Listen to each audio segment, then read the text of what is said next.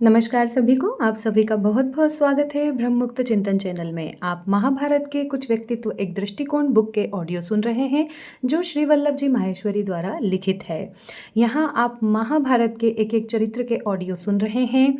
आज हम जिस विषय पर बात करने वाले हैं, वो है शकुनी।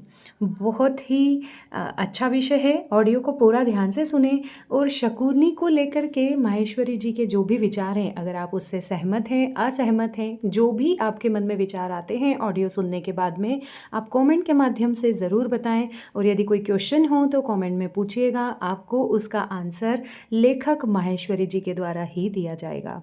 तो चलिए विषय की शुरुआत करते हैं। शकुनी। शकुनी धृतराष्ट्र की पत्नी गांधारी का भाई था। वह अपने राज्य गांधार को छोड़कर आजीवन अपनी बहन के ससुराल हस्तिनापुर में रह रहा था। भीष्म पितामह ने गांधारी का बलपूर्वक अपहरण करके उसका विवाह उसकी इच्छा के विरुद्ध अपने नेत्रहीन भतीजे धृतराष्ट्र से कर दिया था। इस घटना को गांधार राज्य ने अपना अपमान माना था, परंतु भीष्म पितामह के पराक्रम के सामने गांधार नरेश विवश थे।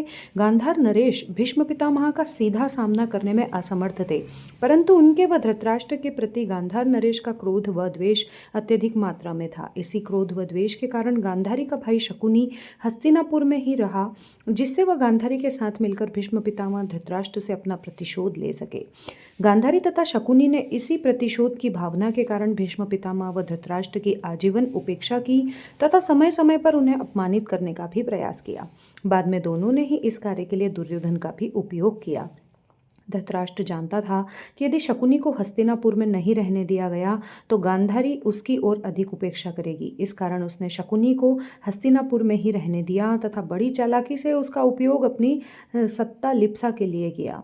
धृतराष्ट्र अस्थायी राजा था और पूर्व व्यवस्था के अनुसार उसे कुछ वर्षों बाद युधिष्ठिर को सत्ता सौंपनी थी। धृतराष्ट्र आजीवन राजा बना रहना चाहता था, इस कारण उसने शकुनी का उपयोग पांडवों को समाप्त करने तथा पांडवों के हितैषी भीष्म पितामह का अपमान करते रहने के लिए किया। इस प्रयास में धृतराष्ट्र को स्वयं भी कई बार अपमानित होना पड़ा, परंतु सत्ता लिप्सा के कारण उसने अपना अपमान भी सहन कर लिया। युधिष्ठिर को हस्तिनापुर का राज्य न सौंपकर खांडव वन का अविकसित प्रदेश देने के अपने निर्णय को भी धृतराष्ट्र ने शकुनी तथा दुर्योधन ने को न समझा पाने की अपनी व्यवस्था के रूप में ही प्रचारित किया। जब पांडवों ने खांडव वन को अपने श्रम के बल पर विकसित करके राजधानी के रूप में इंद्रप्रस्थ को एक अति सुंदर नगर बना लिया, तब शकुनी तथा दुर्योधन ईर्ष्या होने लगी। इसी ईर्ष्या के कारण शकुनी ने पांडवों का राज्य हड़प कर दुर्योधन को प्रदान करने के लिए युधिष्ठिर को जुआ खेलने के लिए हस्तिनापुर आने का निमंत्रण दे दिया। जुए में छल पूर्वक अपनी इच्छा अनुसार परिणाम प्राप्त करने के लिए पासों को फेंकने में शकुनी सिद्धस्त था। इसी कारण जुए के समय दुर्योधन की ओर से पासा फेंकने का कार्य शकुनी ने ही किया। छल करने में कुशल होने के कारण शकुनी ने जुए में पांडवों की सारी धन संपत्ति, राज्य, पांचों भाइयों को तथा द्रौपदी को जीत लिया था।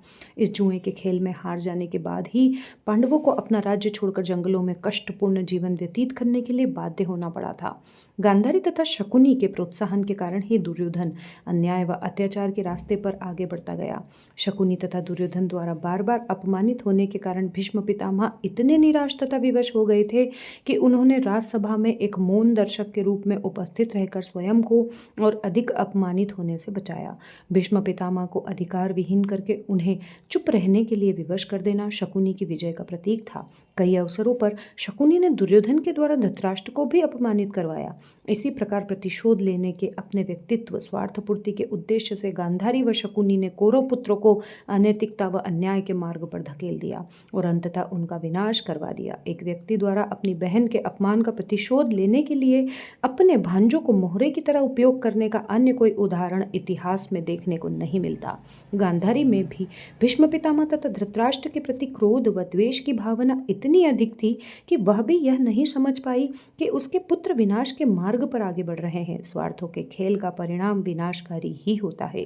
धृतराष्ट्र ने सत्ता में बने रहने के अपने स्वार्थ के लिए गांधारी व शकुनी को पूरी छूट दे दी थी। गांधारी व शकुनी ने प्रतिशोध लेने के लिए अपने स्वार्थ के लिए बच्चों को गलत मार्ग पर ढकेल दिया। स्वार्थों के इस दुष्चक्र ने अंततः सभी को विनाश के द्वार तक पहुंचा दिया। स्वार्थ लिप्त व्यक्ति में अपने कर्तव्य कार्यों के परिणाम को समझ पाने की क्षमता ही नहीं रह पाती।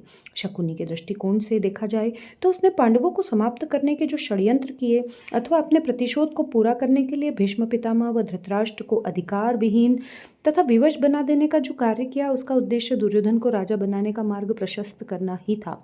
वास्तव में देखा जाए तो शकुनी अपने इस उद्देश्य में काफी सीमा तक सफल भी हुआ था।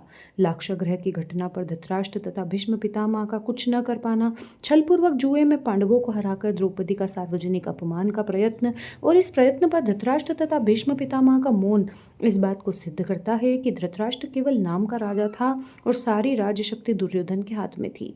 शकुनी ने दुर्योधन का हित करने के लिए जो मार्ग चुना था वह अनैतिक तथा अन्यायपूर्ण था। इस कारण शकुनी जिसका भला करना चाहता था उसके विनाश का ही कारण बन गया था।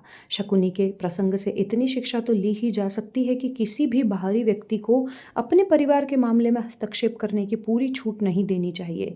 यदि कभी परिस्थितिवश किसी संबंधी को अपने घर में रखना अनिवार्य हो जाए तो केवल अतिथि के रूप में ही रखना चाहिए तथा पारिवारिक मामलों में उसे निर्णय लेने का अधिकार कभी नहीं दिया जाना चाहिए।